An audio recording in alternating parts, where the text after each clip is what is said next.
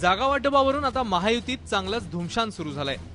कारण राजू शेट्टी, महादेव जानकर, रामदास आठवले आणि कालच महायुतीत आलेल्या विनायक मेटेंनी भरभक्कम जागांची मागणी केली आहे। त्यामुळे भाजपच्या 119 जागा आणि शिवसेनेच्या 169 जागांना चांगलीच गळती लागण्याची चिन्ह आहेत।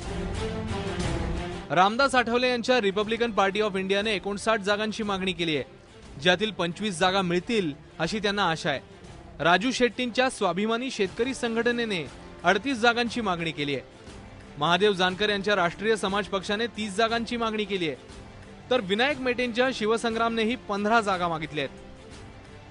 म्हणजे जवळपास 142 जागांवर युतीच्या मित्रांनी दावा केल्यानं शिवसेना आणि भाजपच्या वाट्याला अवघ्या 146 जागा येत आहेत।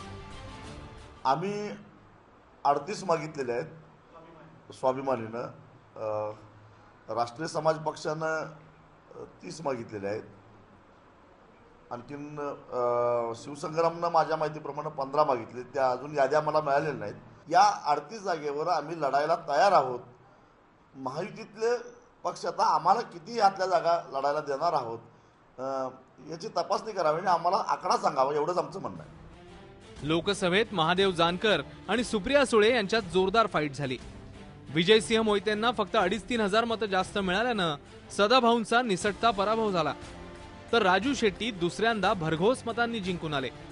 अर्थात यामुळे युतीच्या मित्रांचा आत्मविश्वास वाढला असला तरी त्यात रासप, स्वाभिमानीचं कर्तृत्व किती आणि मोदींचा प्रभाव किती यावर मतभेद आहेत।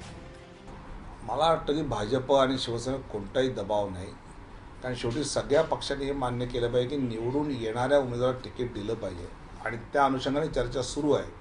त्यामुळे ती चर्चा अतिशय फलदायी ठरेल असं चित्र आज तरी आहे। मला मित्रपक्षही कोणतीही डोकेदुखी वाटत नाही, त्यांना सामावून घेणं हे कुठेही अडचणीचं वाटत नाही। अशा पद्धतीचं वक्तव्य भारतीय जनता पार्टी किंवा शिवसेनेने कुठल्याही नेत्यांनी केलं नाही।